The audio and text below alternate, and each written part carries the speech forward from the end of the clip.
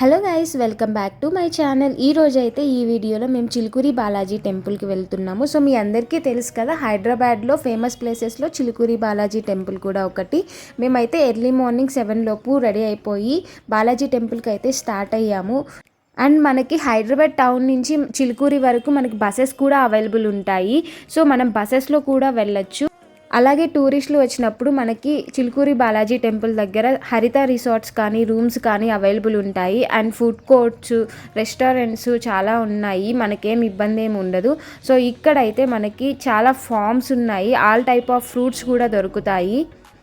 So మేమైతే morning start అయిపోయి morning వైబ్స్ని and sun రైజ్ని enjoy చేస్తూ మేమైతే టెంపుల్ రీచ్ అయ్యాము. మార్నింగ్ టెంపుల్కి వెళ్తే ఎంత ప్రశాంతంగా ఉంటుందో కదా అసలు.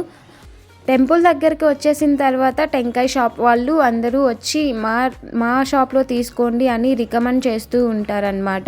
సో టెంకాయ మీ ఇష్టం, మీకు నచ్చిన దగ్గర తీసుకోండి. అండ్ అక్కడే మీ స్లిప్పర్స్ని కూడా ఉంచండి. అండ్ మీరు దర్శనం చేసుకొని రిటర్న్ వెళ్ళేటప్పుడు మీ స్లిప్పర్స్ని మీరు పిక్ చేసుకొని వెళ్ళొచ్చు. అండ్ ఇక్కడ మనం నమ్మేది ఏంటి అంటే, ఈ టెంపుల్లో ఒక ప్రదక్షిణ చేసి కోరిక కోరుకుంటే అది ఖచ్చితంగా నెరవేరుతుంది అని నమ్ముతారు.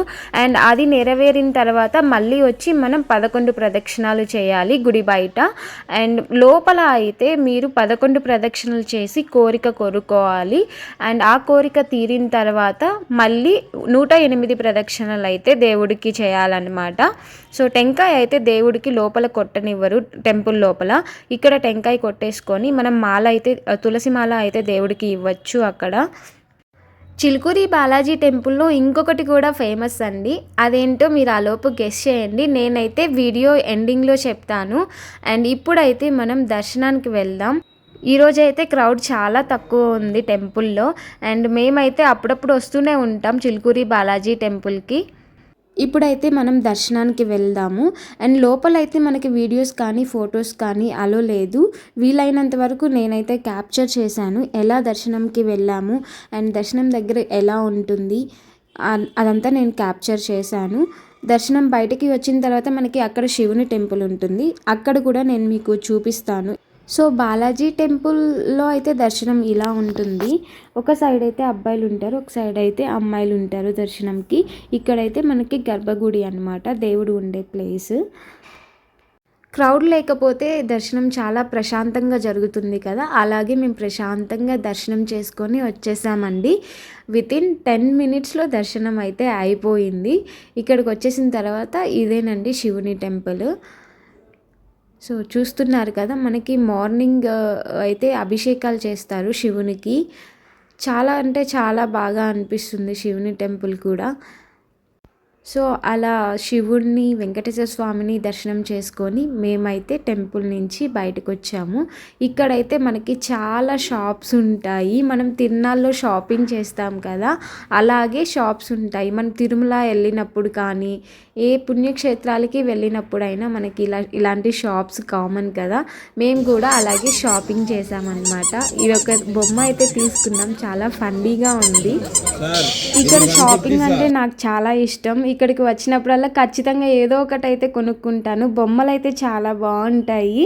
అండ్ చాలా వరకు హ్యాండ్మేడ్ ఐటమ్స్ కూడా ఉంటాయి. ఫ్రూట్స్ చూస్తున్నారు కదా, చాలా ఫ్రెష్గా ఉన్నాయి కదా. మేమైతే చిట్టి ఉసిరికాయలు తీసుకున్నాము.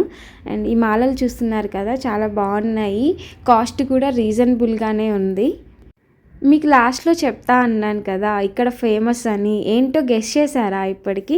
ఐ థింక్ మీ అందరికీ తెలిసే ఉంటుంది ఏంటి ఫేమస్ అనేది. ఏంటో కాదండి, చిలక జ్యోతిష్యము. మా ఫ్రెండ్స్ అయితే ఇక్కడ చాలామంది కూర్చొని ఉంటారు కదా చిలక జ్యోతిష్యం చెప్పేవాళ్ళు. ఫస్ట్ ఒక అతని దగ్గర చెప్పించుకున్నారు, వాళ్ళ దగ్గర చెప్పించుకొని నెక్స్ట్ వేరే అతని దగ్గర చెప్పించుకున్నారనమాట. ఒకరైతే ఏం చెప్పారో ఇంకొక అతను కూడా అదే చెప్పారండి. అది ఎలా పాసిబుల్ అవుతుందో తెలియట్లేదు. అండ్ వీళ్ళైతే టెస్ట్ చేశారు. ఈ చిలక జ్యోతిష్యంలో కూడా ఫేమస్ ఏంటో తెలుసా? అబ్రాడ్ వెళ్ళే వాళ్ళు వెళ్తామా లేదా అనేసి చిలక జ్యోతిష్యాన్ని బాగా నమ్ముతారంట ఇక్కడ. సో ఏమైనా అడ్డంకులు వచ్చినా ఇక్కడ వచ్చి చిలక జ్యోతిష్యం చెప్పించుకుంటారంట, వెళ్తామా లేదా అనేసి. మా చిలక జ్యోతిష్యం అయితే ఇలా జరిగిందండి. ఫస్ట్ అయితే ఒక అతని దగ్గర చెప్పించుకున్నాము. అతను ఏదైతే చెప్పాడో సెకండ్ అతను కూడా సేమ్ అదే చెప్పారు. నెక్స్ట్ అయితే టిఫిన్ తినేసి మేమైతే మళ్ళీ రిటర్న్ టు పీజీకి అయితే స్టార్ట్ అయిపోయాము. Thanks for watching the video. ఈ వీడియో మీకు నచ్చినట్లయితే like, share and subscribe to my channel. And finally bye guys. ఇంకొక వీడియోతో మళ్ళీ కలుద్దాం.